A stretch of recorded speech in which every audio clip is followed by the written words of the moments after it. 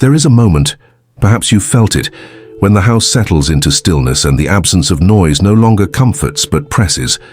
The clock ticks louder, the weight of your own breath feels heavy, and the silence becomes a presence, rather than a peace. You sit in your favorite chair, the one that's held you for years, and notice how your mind, once orderly, now scatters like leaves in the wind. Little worries, old regrets, imagined futures, they drift in uninvited, and, before you know it, anxiety has curled itself beside you, a shadow you didn't ask for. But what if this shadow isn't proof of failure? What if it's not a punishment for aging, for loving too much, or for the simple act of being human? The Buddha taught that suffering, even anxiety, is not a flaw to eradicate, but a messenger to understand. It points, with quiet insistence, to where we're clinging too tightly or turning away too harshly. In the space between how things were and how they are now, anxiety thrives, yet it can also guide us back to the present, back to what's real, back to ourselves. The Tiandu root when holding on hurts. Anxiety doesn't appear from nowhere. It grows from two tangled roots, attachment and aversion. Attachment is the mind's desperate grip on routines, identities, people, or the illusion of control. Think of the retired teacher who aches for her classroom, or the widower who still sets the table for two. When life changes, as it always does, attachment whispers, "Don't take this from me." Aversion is the opposite, the push against what we fear, illness, loneliness, the passage of time. We tense, we resist, we bargain. If I worry enough, maybe it won't happen. But here's the truth the Buddha uncovered. Everything that arises will also cease. The body changes, relationships shift. Even emotions, especially emotions, are temporary. Anxiety gains power not from change itself, but from our refusal to let go of what's already gone. Margaret, 72, clung to her role as the strong one. When a fall left her needing help, she raged at her walker, ashamed of her dependence. One day, her granddaughter placed a hand on hers and said, "Grandma, you're not your legs." Margaret wept, not from pain, but from relief. She'd confused her body with herself. When anxiety rises, ask, what am I clinging to? Is it the past, an ideal, a version of yourself that's shifted? Then ask, what am I pushing away? Is it aging, uncertainty, the natural ache of being alive? Breathe into the space between, soften the grip. As the Dhammapada says, from attachment springs grief, from attachment springs fear. For one freed from attachment, there's no grief. So, how can fear arise? Let's turn down to the liberating thought. There's a moment in everyone's life when a thought arrives uninvited and settles like a weight on the chest. It might whisper, something's wrong, or shout, what if this never gets better? Before we know it, we're no longer living in the present moment, we're living inside that thought. But the Buddha offered a way out. This too is just a thought. Pause with that for a moment. Not every thought is true, not every thought is worthy of your trust. Some are echoes of old fears, habits of worry passed down like family heirlooms. Some are simply the brain doing what it's done for decades, scanning, protecting, imagining. But a thought, no matter how loud or persistent, is not a fact. It's a passing cloud across the sky of your awareness. A monk once said, "Don't believe everything you think. Even the thoughts that feel urgent are often just ripples on the surface of the mind." The more we meditate, reflect, and observe, the more we see this truth.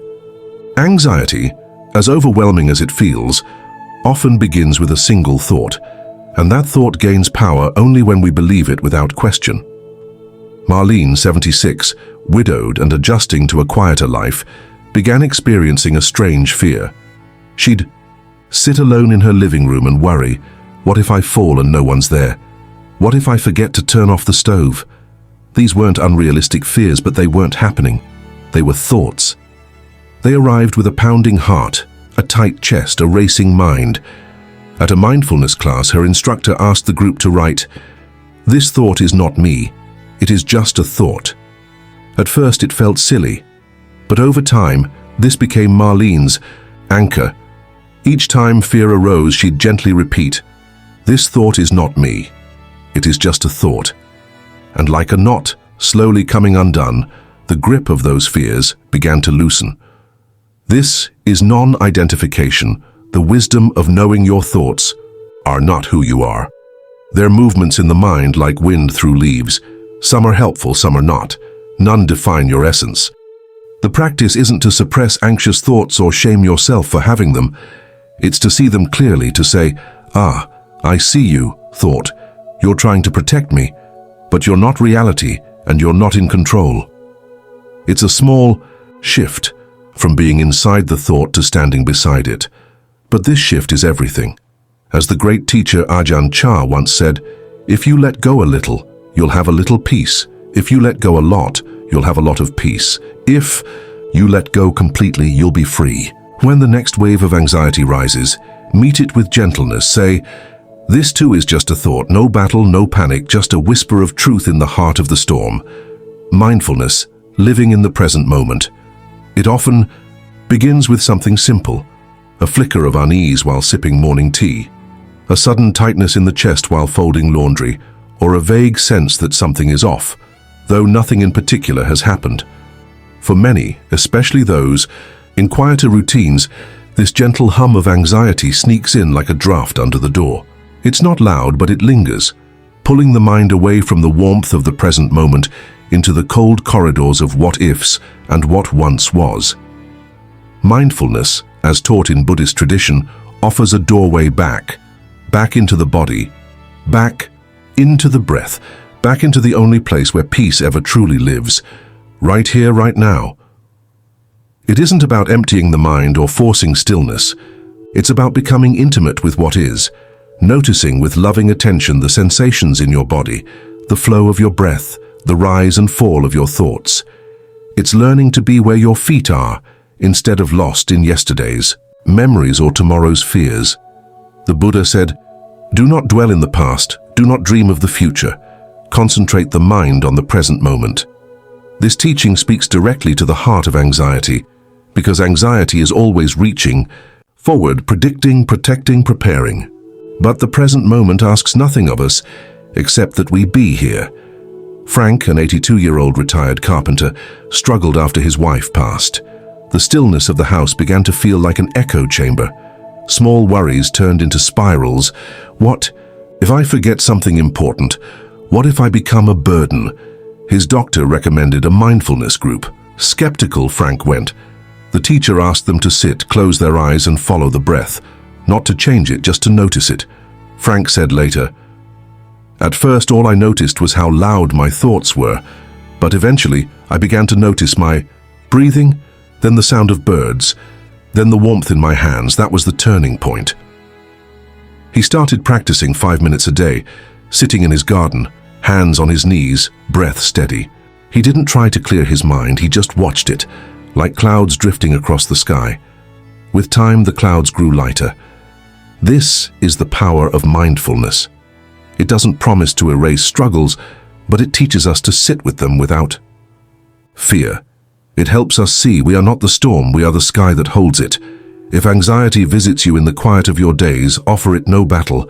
Instead, offer your breath. Anchor yourself in what you can feel, your feet on the floor, the warmth of sunlight, the rhythm of your inhale and exhale. This isn't denial or escape. It's a sacred act of returning. As Thich Nhat Hanh reminds us, feelings come and go like clouds in a windy sky. Conscious breathing is my anchor. Try it now. Take a breath. Feel it travel through your nose. Your chest rise. As you exhale, whisper, "I am here. And here is enough." There's a quiet, relentless voice that often accompanies anxiety, and it doesn't belong to the world around us. It belongs to ourselves. It's the inner critic whispering, "Why are you like this? You should be stronger. You're such a burden." Over time, that voice wears down the spirit, not just with fear, but with shame. In the teachings of the Buddha, there's a gentle, radical antidote: compassion, not just for others, but for ourselves, especially for ourselves. Many older adults grew up in a time when emotional needs were silenced, when resilience meant stoicism, and self-sacrifice was seen as noble. You cared for others, children, partners, aging parents, while quietly shelving your own pain, fatigue, and needs. Now, when you finally have space to feel, everything you postponed rushes in: anxiety, guilt, grief, regret. But here's what Buddhist wisdom teaches: the path to peace isn't paved with perfection, it's walked with tenderness. The Buddha said, "You yourself, as much as anybody in the entire universe, deserve your love and affection." These words aren't an indulgence, they're a lifeline. Ruth, 79, had spent her life caring for others, a nurse by profession, a mother by nature. She was always the strong one. But after retirement, and especially after losing her sister, waves of anxiety crashed over her. She felt foolish, even embarrassed. Why now? I've always kept it together. At a mindfulness retreat, the teacher invited the group to place their hands on their hearts and silently repeat, "May I be kind to myself in this moment. May I accept myself just as I am." At first, Ruth couldn't do it. Her chest tightened, tears welled. It felt unfamiliar, selfish. But the teacher gently reminded her, self-compassion isn't about ego. It's about softening. It's about not turning away from your own pain.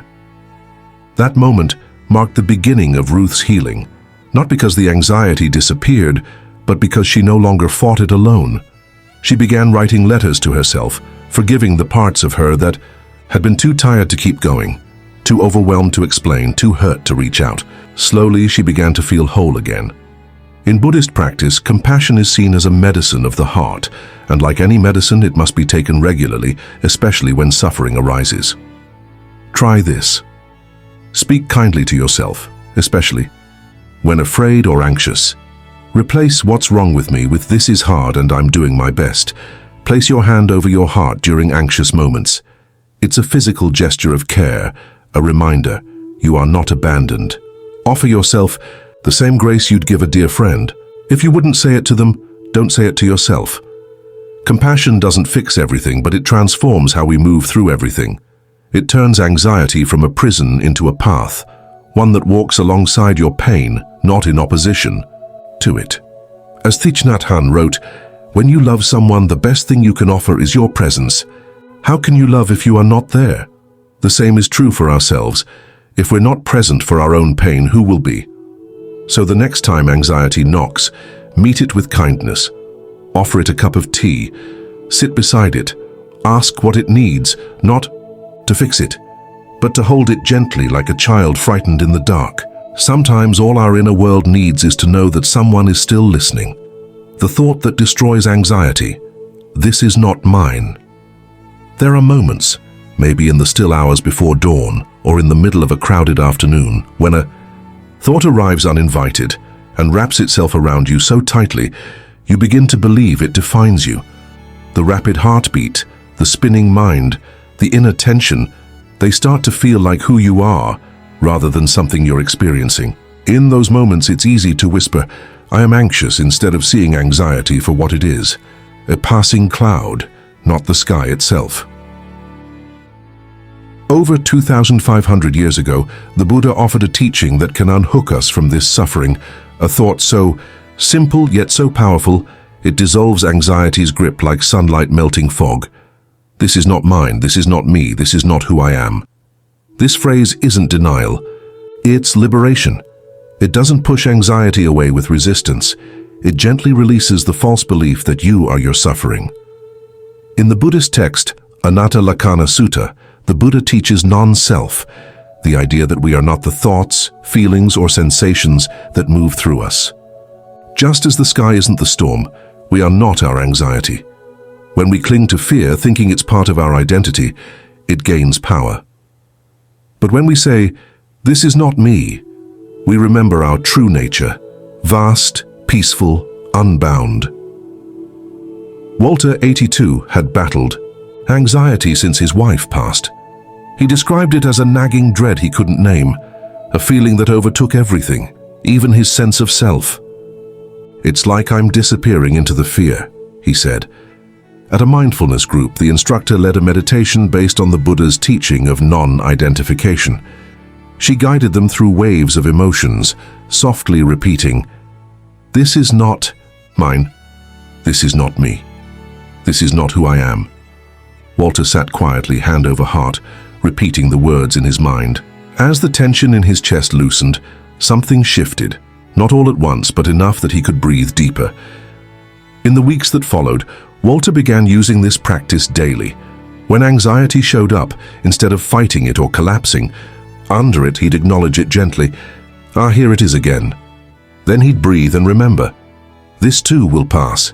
This is not who I am." Each time the storm grew a little less fierce. Try this the next time anxiety visits. Pause and say, "This is not mine. This is not me. This is not who I am." You may notice something remarkable. The emotion may still be there, but its power to define you begins to fade. You shift from being inside the storm to being the sky that holds it.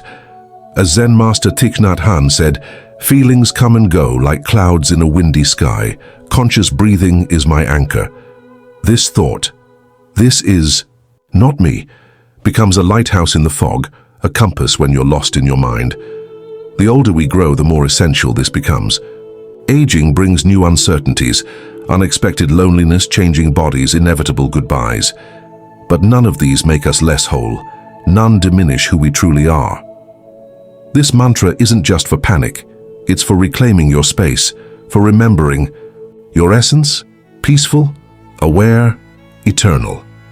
Because in truth, you are never your anxiety. You are the calm that remains when the wave recedes. You are the sky that holds every passing cloud. You are still here. It's one thing to hear a teaching that stirs the heart, that feels true, like a breeze through an open window after a long silence. It's another to carry it into daily life, where dishes pile up, phones ring, and the heart still trembles. This is where the real work begins, and where the greatest peace is found. The Buddha's wisdom wasn't meant for mountaintops. It was for the marketplace, the home, the path through the forest. So this phrase, "This is not mine, this is not me, this is not who I am," isn't just for meditation cushions, it's for the mess and miracle of everyday life. Try this now. Pause, sit quietly, or stand with feet rooted. Let your body be as it is, no forcing. Breathe. Inhale slowly, exhale just as slow. Let your breath ground you. Notice, call to mind a worry, small or large. Hold it gently like a stone in your palm. And whisper, "This is not mine." Pause, let it land. "This is not me." Pause, feel the distance open. "This is not who I am." Breathe, feel the grip loosen. Imagine your breath as wind through an open house, airing out the room of your worry, making space. The house is you, steady. The thought, just a guest. Where to use this? At 3 a.m., when heaviness fills your chest. When your grown child hasn't called and the mind whispers, "Was I not enough?" When aching joints remind you, time is passing and not all is in your control. Don't reach for perfection. Reach for presence. Breathe in. "This is not mine." Breathe out. "This is not me." Return to what's in front of you, the cup you're washing, the blanket you're folding, the wind in the trees. The more you practice, the more your nervous system learns. You are safe now. Not trapped in the past, not drowning in what-ifs, just here, breathing, alive, whole. As Thich Nhat Hanh wrote, "The present moment is filled with joy and happiness. If you are attentive, you will see it." This phrase, "This is not me," is a bridge back to that joy. So when anxiety knocks, don't run. Don't resist. Welcome it like a visitor you no longer fear. Offer it a seat. Look it in the eye. And remind both of you, this is not who I am, because who you are is stillness beneath the storm, space within the noise, and love, always love, holding it all. You've survived so much already. This moment too shall pass, and beneath it all, peace waiting to be remembered.